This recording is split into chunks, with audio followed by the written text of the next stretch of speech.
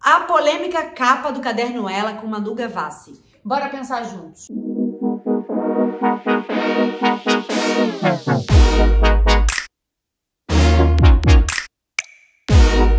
Pois é, estamos em 2022 e a gente ainda se depara com um tratamento sempre muito diferente da mulher e do homem nas mídias, nas capas de revista, nas manchetes e muito possivelmente, se a Manu não tivesse feito aquele relato tão corajoso e tão maravilhoso falando de como ela se sentiu com aquela manchete, muito possivelmente, talvez não tivesse dado esse bafafá e a gente não estaria pensando sobre isso, porque eu mesma, quando eu olhei aquela capa, a foto é linda, mas talvez eu não tivesse parado para prestar atenção nos chamariz e nas coisas que escrevem. Vou fazer aquele pequeno resumo para você que por acaso não viu ainda a capa do Caderno Ela do último domingo. E na verdade a capa é uma foto belíssima da Manu Gavassi e ela deu uma entrevista enorme falando sobre o projeto, sobre o trabalho, sobre turnê, sobre a série que ela tá fazendo. E a chamada da capa era dizendo que ela explantou o silicone e que ela fez transição capilar e que ela havia mudado o timbre. Essa moça está diferente. Ela, enfim, era listando essas três coisas. E aí a Manu fez um desabafo no Instagram super legal, super interessante, falando assim: caramba, eu passei horas dizendo todos os meus trabalhos, todas as minhas coisas, e o chamariz da matéria foi o fato dela ter dito que tirou o silicone e fez transição capilar. E na verdade, ela levantou um assunto que não é de hoje. Não. E que é extremamente antigo. Agora, vale notar que, assim, se você abre a matéria e você lê o conteúdo da matéria, a matéria é boa, a matéria fala sobre os trabalhos dela, mas o chamariz reduz toda a genialidade da Manu Gavassi ao corpo, ao físico, ao jeito como ela se apresenta. E uma coisa importante que eu vou comentar aqui, porque acho que muita gente não faz parte desse meio e não entende como funciona essa coisa de entrevista. Muitas das vezes, eu posso dizer 90% das vezes, a jornalista que te entrevista é uma pessoa. Eu vou entrevistar a Misha. Eu vou lá, eu vou redigir toda a entrevista. A minha entrevista tá pronta, mas quem escolhe o título, a manchete, o chamariz, boa parte das vezes é o editor ou a editora-chefe. Então, assim, às vezes, não é nem o olhar, às vezes a entrevista pode não ser nenhum problema da jornalista. A gente não sabe dizer quem foi que escolheu aquilo. E uma coisa, eu acho que uma coisa bem importante que a Manu falou, ela falou assim, que antes dela falar publicamente do desconforto que ela estava sentindo, ela pesquisou outras capas da mesma revista com homens, artistas da idade mais ou menos dela, para fazer um comparativo. E ela falou assim, as capas dos homens, ninguém fala fulano que fez um implante capilar, uma abdominoplastia e não sei o que, não sei o que lá. Fez uma lipoaspiração. Ciclano que botou lentes de contato nos dentes e fez... Ninguém faz isso. Ninguém fala isso dos homens. Então, é realmente pra gente pensar. É importante a gente pensar que a gente tá falando do Caderno Ela. Esse é o nome do caderno. Caderno Ela. E que tem coisas muito interessantes. E, na verdade, a crítica aqui não é só sobre o Caderno Ela. É sobre um sistema gigante, enorme e que se perpetua ao longo dos anos. Assim, óbvio que a gente já viu uma mudança ou outra, mas eu até separei, a gente deu uma pesquisada em outras capas, em outras coisas, pra gente pensar junto. Que eu acho que esse é o momento da gente pensar junto. E uma coisa que eu notei é que quase todas as capas femininas, boa parte sempre falando sobre idade. Sempre tem a idade, sempre tem a idade da pessoa. Ou ex de fulano, ou namorada de ciclano, associados a um homem. Né? Eu anotei umas coisas assim, ó. Por exemplo, a capa da Rafa Kalimann. Que a Rafa Kalimann foi uma que se pronunciou no post da Manu, dizendo que sentiu desconforto na capa dela. Mas eu não sei se foi dessa revista, era dessa revista? Tá. Ela escreveu lá dizendo que ela se sentiu desconfortável, mas que ela achou que era coisa da cabeça dela. Aí eu anotei coisas assim, por exemplo, na capa da Rafa, aí vem falando assim, busca pela fama, noias com o corpo e síndrome do pânico. Um mergulho na história da influencer. Cara, não é possível que dentro daquela matéria inteira que contava sobre a trajetória da Rafa Kalimann, não tinham coisas mais potentes sobre ela do que as paranoias com o corpo dela. E busca pela fama, parece que a pessoa parece que a qualquer custo, assim, dificilmente você vê um chamariz desse com um homem. Aí da Baby, que era a Baby do Brasil, agora só Baby, aí vem chegada aos 70, vida sem sexo, turnê com o ex e o encontro com Jesus. Aí eu te pergunto, você já viu alguma capa do Pepeu Gomes, alguma capa, alguma matéria falando sobre o Pepeu Gomes, falando assim, ele está em turnê com a ex?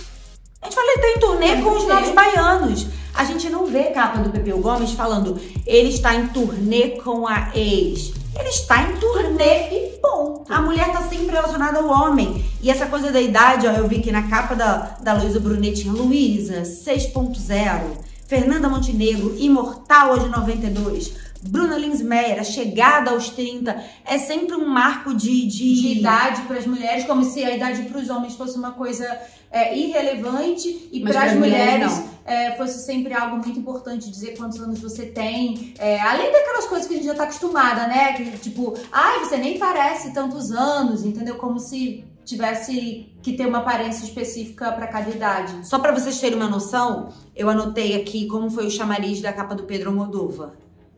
Olha como é.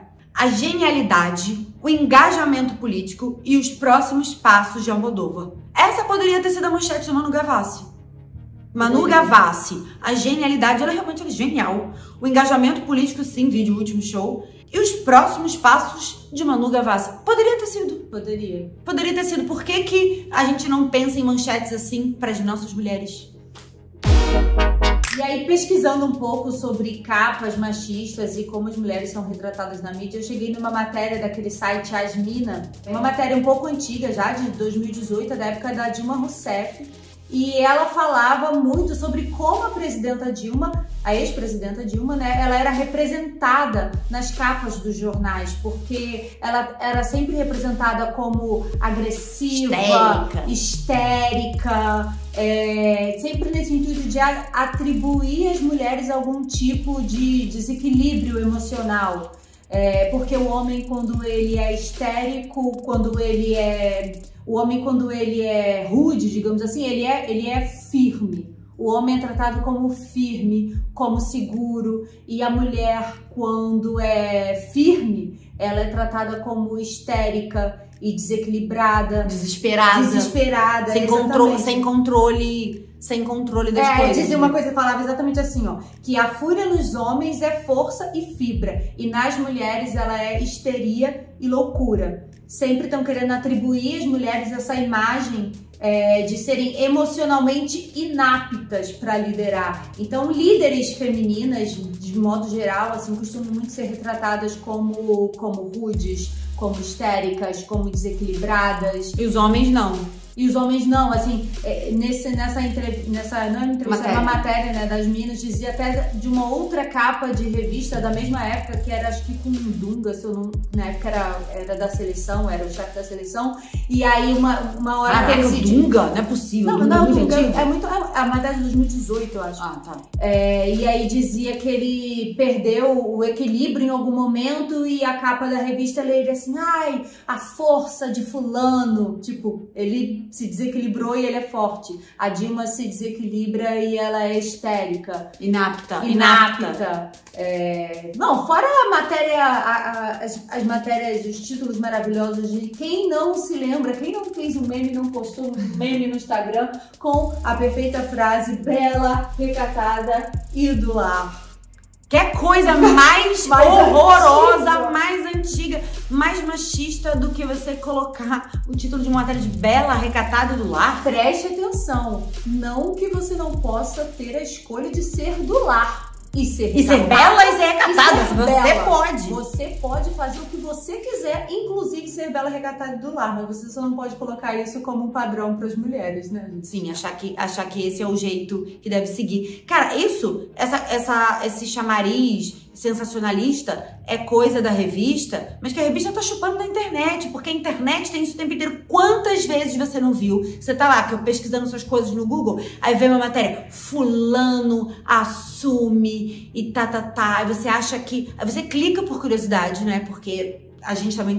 Todo mundo cai nessa ladainha. E quando você vai ler, a matéria não é nada sobre aquilo, mas o chamariz da ideia de que ele largou a mulher e agora tem uma amante. Aí você abre, ele tá contando a história da cachorrinha. Sabe? Eu já tipo fiz isso. uma matéria, a gente tem 2 bons exemplos disso. Eu já fiz uma matéria inteira contando sobre a minha carreira, séries, o que eu tava fazendo na época, que eu não lembro. E o título da matéria era Essa é pra casar.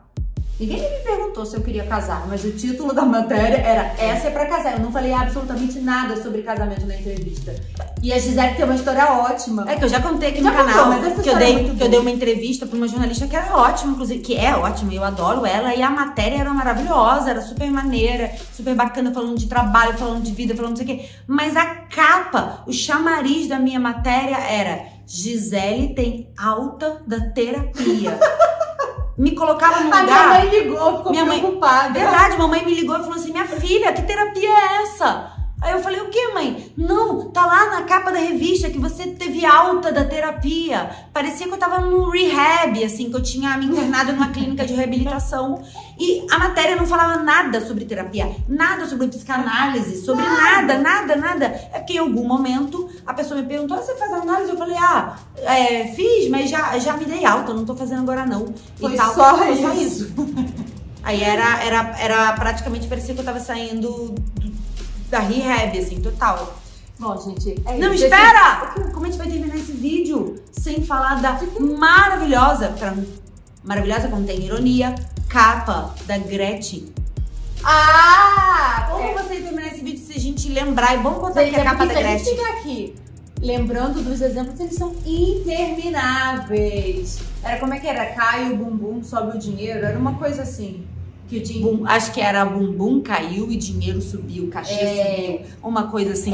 De um machismo. De um mau gosto. Vamos colocar essa capa aqui também.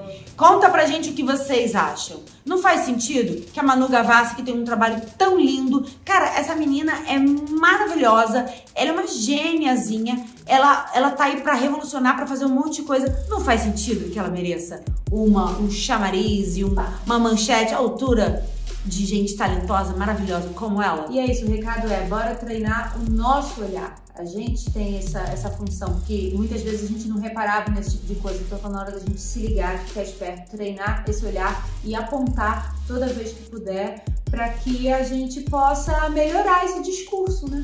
E muito obrigada, Manu, você foi muito maravilhosa. Arrasou demais. Beijo, sou sua fã.